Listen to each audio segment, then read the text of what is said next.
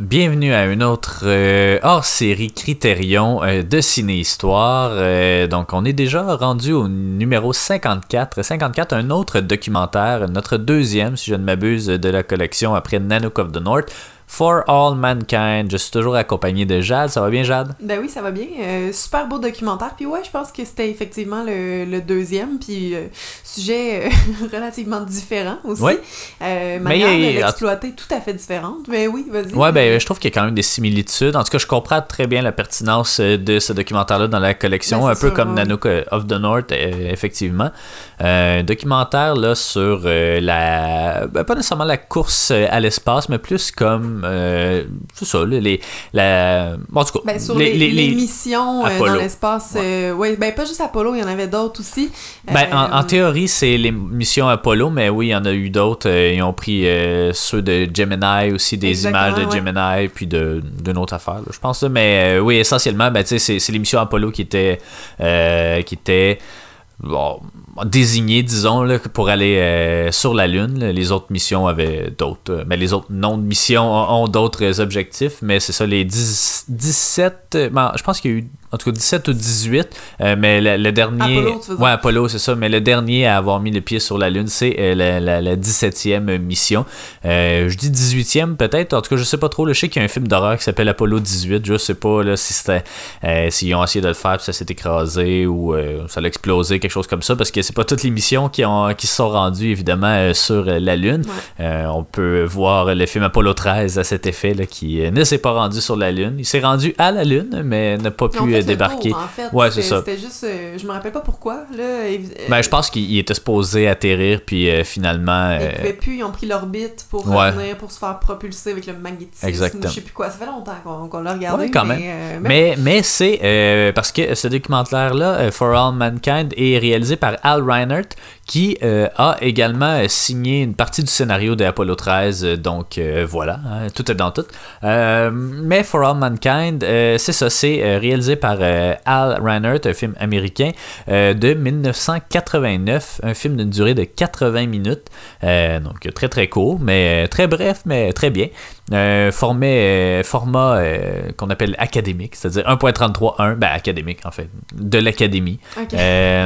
Academy Ratio, je crois, que ça s'appelle. Puis c'est ça, c'est le numéro 54, évidemment. Bon, la distribution, il y a tout... ben, en tout cas, il y a beaucoup de gens d'émissions Apollo 1, 7, 8, 9, 10, 11, 12, 13, 14, 15, 16 et 17. Bon, finalement, juste de 1 puis 7 à 15, 7 à 17.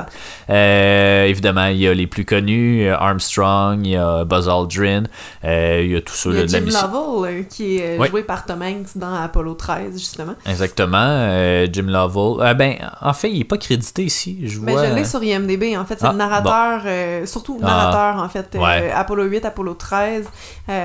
Puis dans les bonus, on le voyait aussi dans les extras. Ouais. Exactement. Donc, le producteur, ben, c'est Reinert, mais c'est également Betsy Breyer. Je ne sais pas si je le prononce comme il faut. Il y a également David Leitner, Fred Miller, Ben Young Mason. Il y a aussi, je sais pas pour... il est ici, Associate Producer, il y a Jonathan Turrell. Jonathan Turrell qui est le CEO, donc le PDG dans le fond de Criterion. Donc, à qui on a donné un crédit de Associate Producer. Essentiellement, c'est parce que c'était le bon ami de Al Reinert, puis il l'a aidé à avoir du financement. Donc, à la grande surprise de Jonathan Turrell, il a été crédité justement dans le film. Le montage, parce que c'est un film de montage essentiellement, on pourrait expliquer pourquoi, c'est de Susan Corda, et la musique, la très bonne trame sonore, est signée Brian Eno. C'est un film, non, avant de parler du résumé, qu'est-ce que... Les extras. Exactement, qu'est-ce que comporte l'édition Criterion? Donc, évidemment, une restauration du film. Le film est quand même assez récent, très bien. Ben, le film en soi est pratiquement une restauration, là, parce que c'est des images d'archives qu'on porte au grand écran, mais il y a une restauration présentation aussi, 4, enfin, en tout cas, Blu-ray là, du film. Il y a les commentaires audio avec Al Reinert et le commandant de Apollo 17, Eugene A. Cernan, qui est le dernier homme à avoir mis les pieds sur Terre, sur la Lune. Il y a également An Accidental Gift, The Making of For All Mankind, qui est un documentaire sur ça, avec des entrevues de Al Reinert, des gens de la mission, Alan Bean là, qui a participé à la mission Apollo 12, mais également à Skylab, qui est une autre mission là, je pense d'une couple de, en tout cas il détenait le record du plus de jours dans l'espace là, avec une 50aine de jours, en tout cas quelque chose comme ça. Et il y a plusieurs personnes de la NASA aussi, des archivistes de la NASA. On l'a écouté, c'est un très beau making of en fait, très pertinent, qui nous explique un peu là, les intentions du réalisateur, puis la façon dont il y a eu accès à ces archives-là. Là, c'est quand même assez intéressant. On va pouvoir en discuter. Il y a également On Camera, qui est une collection là, d'entrevues avec 15 personnes, 15 membres en fait des missions Apollo. On l'a écouté lui aussi, un peu moins intéressant, mais quand même bien. Là, c'est vraiment juste un collage de plein d'entrevues d'astronautes. Il y a également celui-là, on l'a pas regardé parce que Alan Bean, qui a participé justement à Apollo 12, quand il a pris sa retraite, il est devenu peintre parce qu'il se disait que c'était le seul artiste à avoir quitté la Terre, donc il faudrait en profiter. Donc il a fait une série en tout cas tout plein de peintures avec du matériel, de la poussière lunaire, avec des trucs qu'il a ramené de la Lune, mais aussi ses vêtements, des trucs comme ça, en tout cas des fabrics. Puis c'est ça, il est devenu artiste, puis il a gagné sa vie d'une certaine façon. On regardait le prix des peintures, puis c'était quand même assez dispendieux. Ouais, gagner sa vie, je pense que c'est une bonne façon de le dire. Là, c'était 400 000.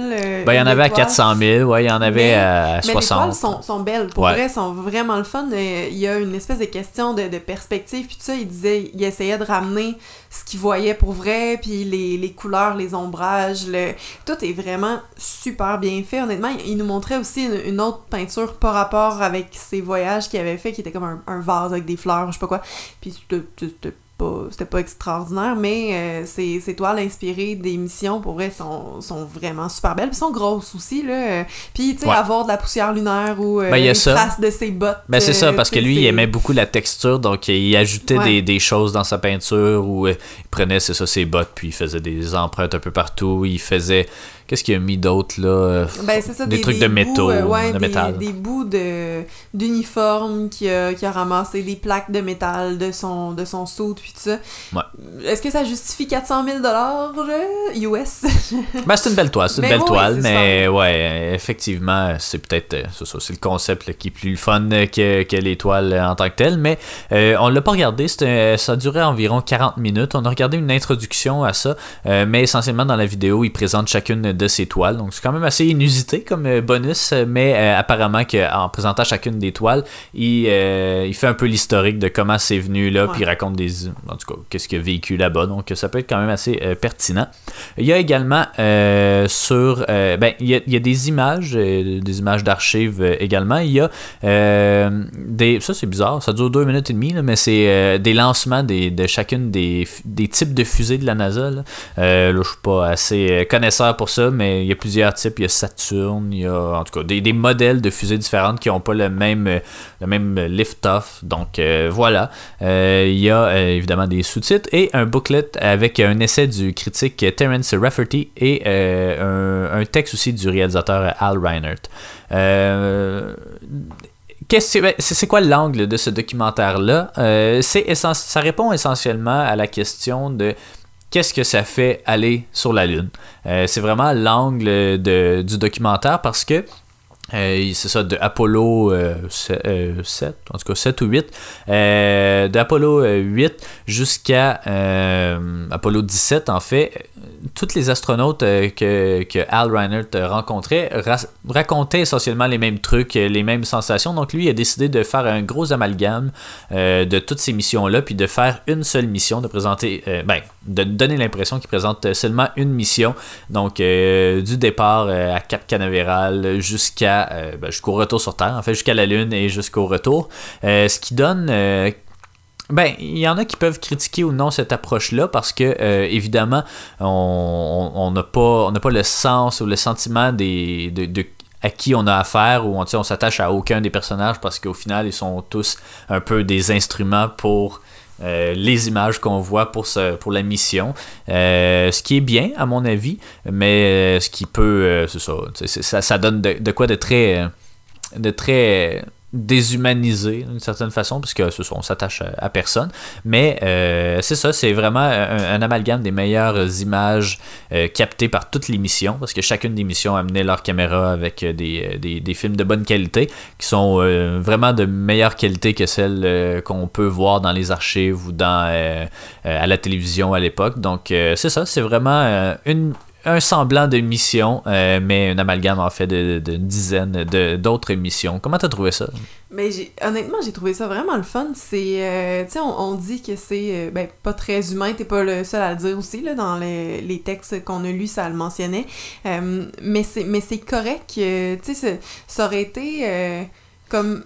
Ça aurait pas eu le même effet, en fait, je pense, de couper, comme on le voit souvent dans des documentaires, là, de couper les images pour présenter quelqu'un assis sur une chaise de billets, avec son nom, puis son poste, puis tout ça. Dans le fond, dans le documentaire, ils font comme quasiment un effort de pas nous dire qui parle, puis ça fit pas toujours avec la temporalité qui est présentée, ou l'événement, ou la personne qu'on voit, c'est pas vraiment celle qui parle, puis ils nous le disent pas, puis c'est correct, parce que ils disent aussi... Dans le film, là, les astronautes, qu'ils sont plus vus comme un tout, puis qu'ils ont pas vraiment leur... en fait, qui devraient pas avoir l'ego d'être reconnus comme ayant leur personnalité propre, puis tout ça, puis qui sont juste un tout dans une mission. Puis c'est un peu ce que le film fait, dans le fond. Ouais. Puis c'est vraiment le fun, puis il disait, Reinert aussi, que ils ont jamais été frustrés de voir justement que c'est pas lui qui parle, ou tu sais, parce qu'il faut comme laisser ça de côté quand ils font ce travail-là, puis je trouvais ça quand même le fun de voir, tu sais, un peu comme Nano qui était un peu controversé parce que c'était pas tout vrai, il y avait un peu de stage, puis tout ça. Ouais. Ben ici, aussi, dans le fond, tu sais, on nous dit jamais vraiment... On crée une fausse mission. Mais c'est ça, on dit jamais vraiment si les images viennent de ce qu'ils nous disent en même temps qu'on les regarde, puis dans le fond, non, tu sais, la plupart du temps. Puis, tu sais, il y a comme... C'est juste, justement, c'est ça, un espèce d'amalgame de plein d'images, de plein de missions différentes pour, dans le fond, créer et illustrer un propos, finalement, mais qui répond quand même super bien à la question qu'ils posent dès le départ, puis ils le disent, là, tu sais, qu'est-ce que ça fait d'y aller. Ils le disent dans les bonus, ils le disent dans le film aussi, tu sais, on peut pas s'en sortir, on peut pas passer à côté, c'est très clair, puis ça le fait bien aussi, que ce soit par... qu'est-ce que ça fait de manger, boire à l'eau toilette, dormir, puis te promener quand t'as pas d'apesanteur. Ils parlent des niveaux, des G, puis tout ça, puis on pourrait s'y attendre.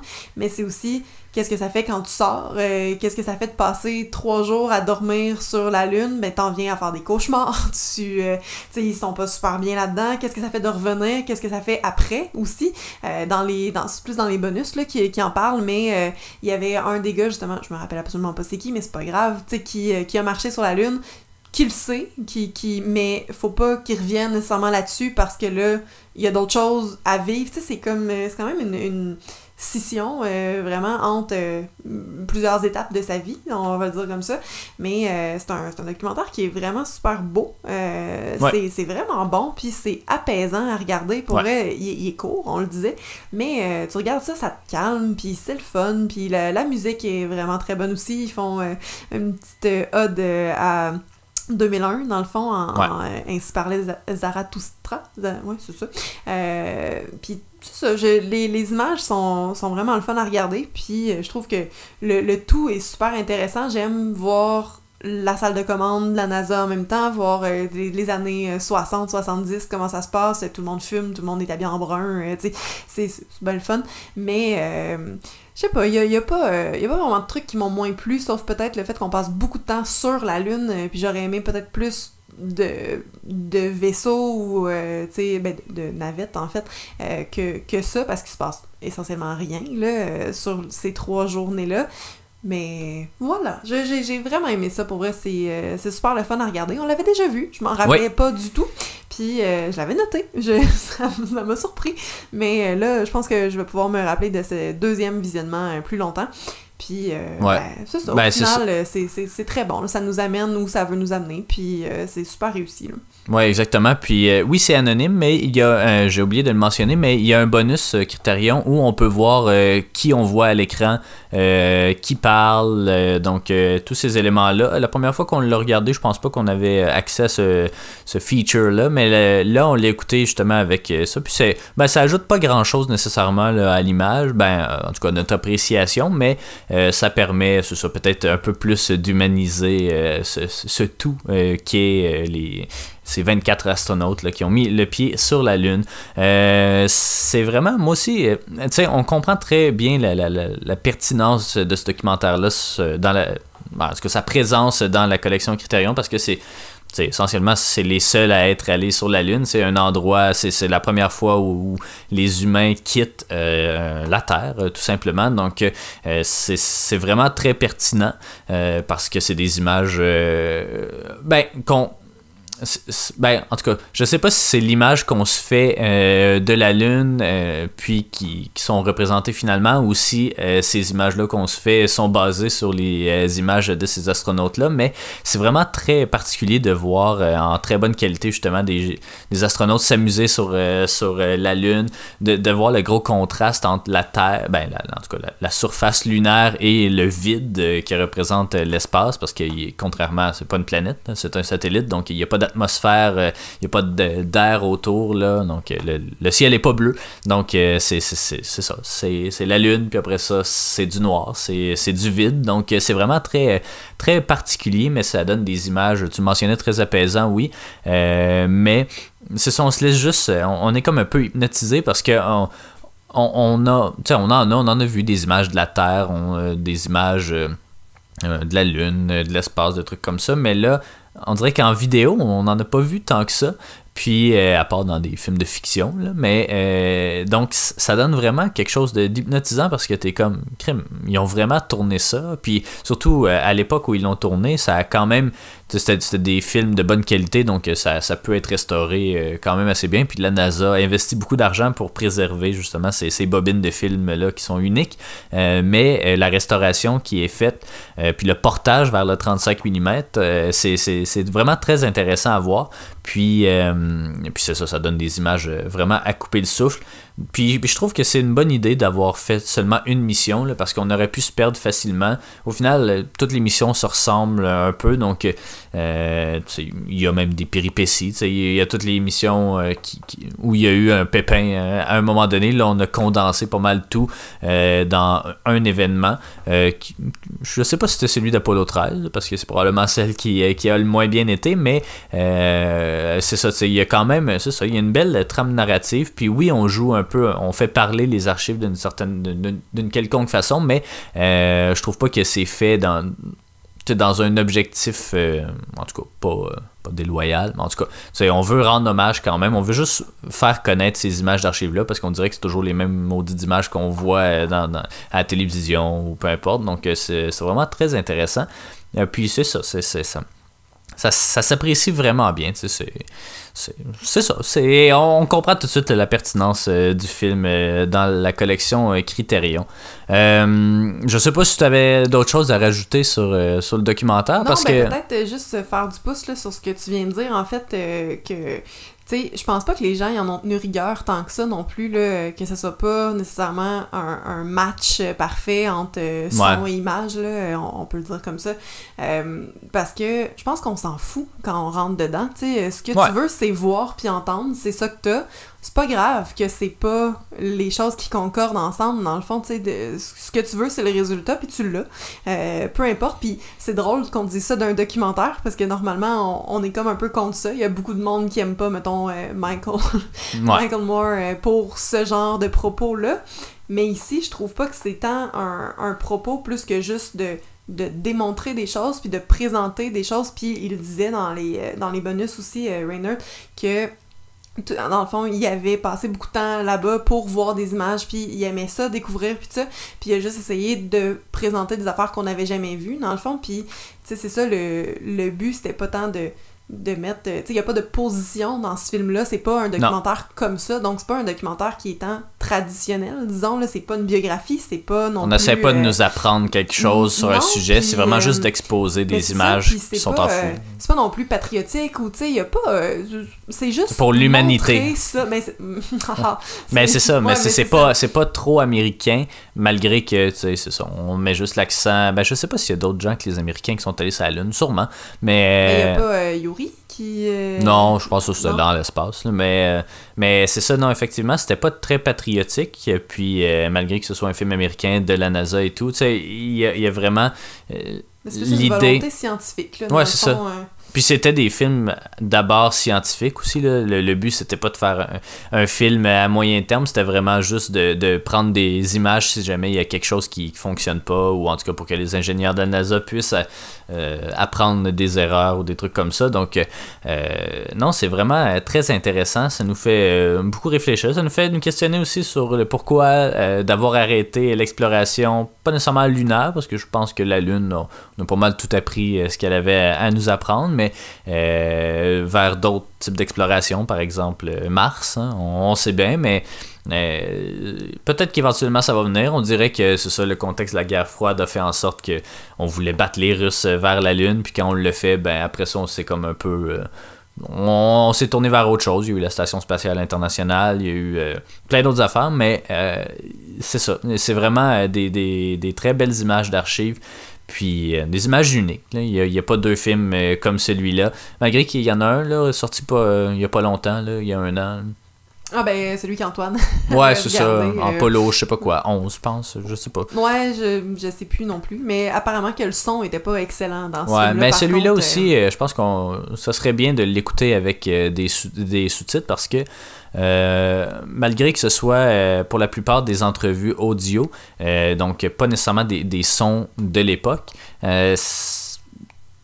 on dirait qu'ils ont rajouté un espèce de filtre radio, je sais pas trop quoi, là, ce qui fait que, walkie-talkie même, ce qui fait que, on a de la misère un peu à comprendre. Il y a beaucoup de termes techniques, il y a beaucoup de choses qui, avec des sous-titres, ça s'apprécie très bien. La première fois qu'on l'a vu, par exemple, je pense qu'on n'avait pas de sous-titres, donc il me semble que ça nous avait gossé. Donc voilà, en bon français. Mais oui, écoutez ça avec des sous-titres, là, puis peut-être même avec la présentation, ça, de qui, ouais, c'est ça exactement. C'est vraiment très intéressant, un film unique qu'on vous recommande, je crois. Pour ma part, moi j'y donne une note de 8 sur 10 parce que c'est ça, c'est excellent. Je veux pas dire ça parce que c'est pas nécessairement vrai, mais tu sais, c'est dur de pas aimer un documentaire, là, je trouve. Là, souvent, c'est tellement bien fait que, tu sais, puis ça nous apprend quelque chose ou peu importe. Donc, c'est dur, surtout un documentaire de la collection Criterion. Je pense qu'on va pas mal tous les aimer parce qu'ils sont pertinents pour justement l'histoire ou pour l'aspect culturel et tout, mais celui-là, moi étant grand fan de la science-fiction, mais de l'espace aussi en général, c'est un film que tout passionné doit avoir vu une fois dans sa vie, puis qui, c'est ça, c'est des images tout simplement uniques, un peu comme Nanook, mais un peu différent aussi, là, parce que Nanook, c'était plus... c'était plus stagé d'une certaine façon, mais en tout cas, je sais pas comment le dire, mais c'est ça nous donne des images d'un monde qu'on ne verra probablement jamais. Peut-être, là, on sait jamais, mais même chose pour Nanook, c'est un mode de vie qui est disparu aujourd'hui, dont on n'a plus vraiment accès, donc voilà, pour moi c'est un 8. Ben écoute, je vais même te battre là-dessus. J'ai trouvé que c'était vraiment extraordinaire, là. Puis tu sais, quand tu dis c'est difficile de pas aimer un documentaire, je suis quand même d'accord, mais on dirait que c'est pas un genre, pas que j'apprécie, mais c'est pas mon genre favori.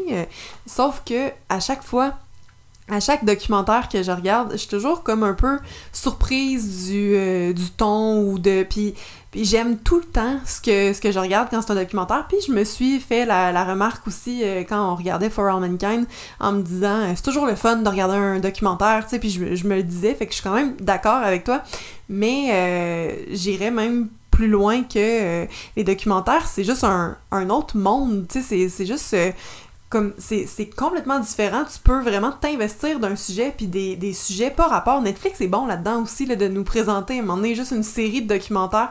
J'ai regardé des trucs là, qui me shake encore, dont notamment sur le MI6, que j'arrête pas de t'en parler, que je veux absolument que tu regardes, parce que là, avec James Bond, puis tout ça, puis moi, ça m'a toujours vraiment fasciné. Puis aussi sur le joueur d'échecs Magnus, là, que je me rappelle pas de son nom de famille. Mais à chaque fois, comme il y a toujours un documentaire qui peut aller dans le mood dans lequel on est, tu sais, puis c'est toujours le fun de plonger dans un documentaire, puis celui-là, il fait évidemment pas exception, donc je vais y aller pour ma part avec un 9, J'ai trouvé ça vraiment, vraiment bon. J'avais mis 8 la première fois, malgré que j'ai aucun souvenir de notre premier visionnement, mais j'ai vraiment aimé ça, je trouve que c'est définitivement à voir, puis c'est ça, j'ai vraiment aimé l'expérience. Ben, tant mieux, parce que c'est ça. C'est à ça que ça sert, Criterion, de nous faire découvrir tout genre, tous horizons. Donc voilà, c'est tout pour nous avec For All Mankind. Et puis, le prochain épisode, en fait, va porter sur le numéro 55, qui est The Unbearable Lightness of Being, un film évidemment basé sur le roman de Milan Kundera.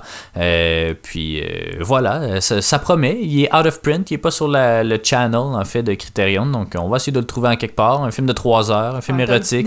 Oui, pas si gros que ça. Avec j'ai des ressources. Lewis aussi, puis Juliette Binoche. Ça va être probablement super bien fait, bien joué, puis tout ça. À voir. Ben, à voir certains. Donc, restez des nôtres. Merci beaucoup de nous avoir écoutés aujourd'hui pour For All Mankind. Et puis, bon cinéma.